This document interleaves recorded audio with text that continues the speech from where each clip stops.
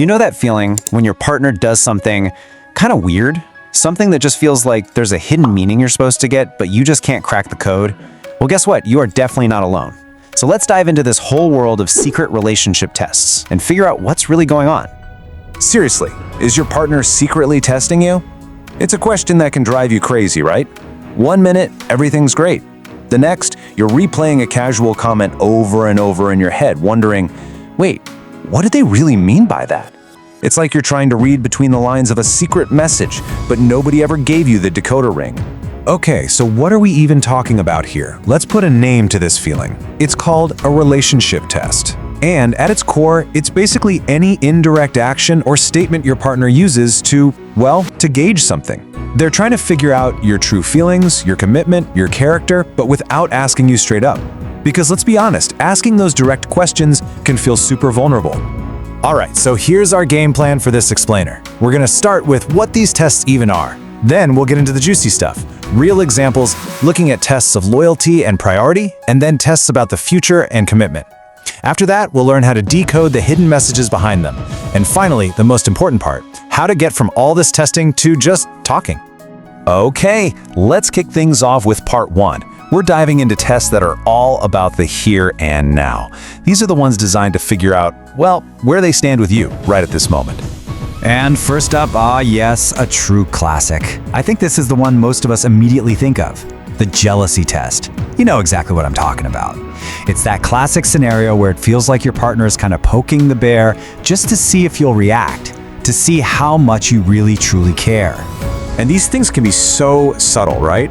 It could be casually mentioning an ex, or liking a few too many photos of attractive people on social media, or the classic, talking about their work husband or work wife.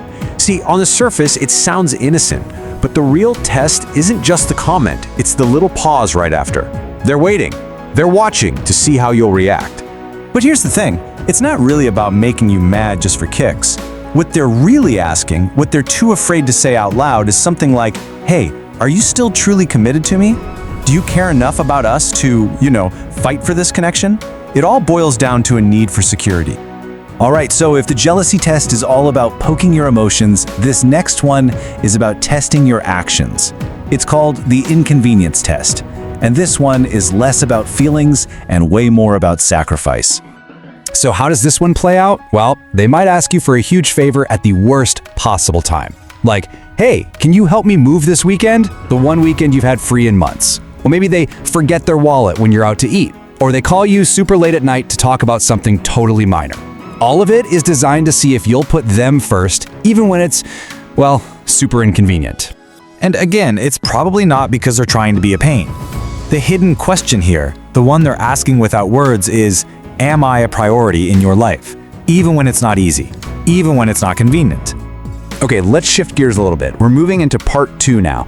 These tests are less about the right now and more about the future. They're all about looking for little clues about long-term compatibility. And that brings us to the future talk test. This one is, it's sneaky. It's a way for your partner to see if your ideas for the future line up without having that big, scary, so where's this relationship going talk. So what does this look like? It's all about dropping little hints, right? They might ask that classic interview question, where do you see yourself in 5 years? Or they'll comment on a friend's wedding or new baby, and then just watch you. They're checking your reaction. My favorite is when they make a little joke about the distant future, like, our future dog would just love this park. They're trying to see if you laugh and play along or if you get all weird and quiet. Because really, every single one of those little feelers is just a substitute for the one big question they really want to ask.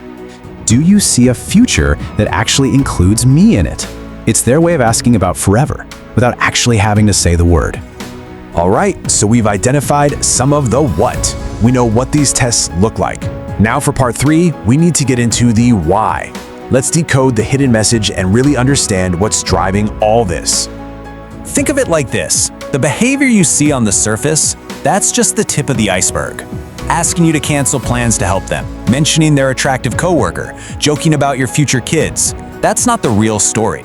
The real story is the huge, invisible part of the iceberg underneath the water. That's the underlying need. It's a need for reassurance, a need to feel secure, a need to know you both want the same things. The test is just a clumsy way of trying to get that need met. So why do people do this? I mean, why not just ask? Well, as you can see here, it almost never comes from a bad place. The number one driver? Good old-fashioned insecurity, 40%, followed by just not having great communication skills and a huge fear of rejection. You know, when you look at it this way, you realize these tests aren't about manipulation. They're about fear. People give tests when they're too scared to ask for what they really need.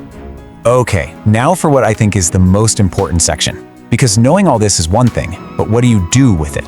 Let's get into part 4, how we can actually move from testing to talking, how to get out of this game of hidden signals and into real open communication. And this is the key. The whole point here isn't to get better at passing the tests, no way, that's just leaning into the game.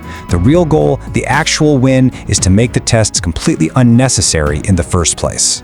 So how do we do that? Well, it kind of breaks down into 3 simple steps. First, you've got to recognize the test. Don't see it as just some annoying thing they're doing, see it as a signal. Step 2, you have to identify the need behind the test. Ask yourself, okay, what are they really insecure about right now? What are they asking? And finally, step 3, and this is the game changer, address that need directly. Don't respond to the action, respond to the emotion underneath it. Honestly, just remember this one thing. Instead of reacting to the test, try responding to the question they're afraid to ask. So, let's say your partner mentions their ex to get a rise out of you. Instead of getting defensive, you could just calmly say, you know, I just want to make sure you know that you're the only one I'm interested in. See what you did there? You didn't pass the test. You answered the real question, built a little more trust, and started to make the whole test totally pointless.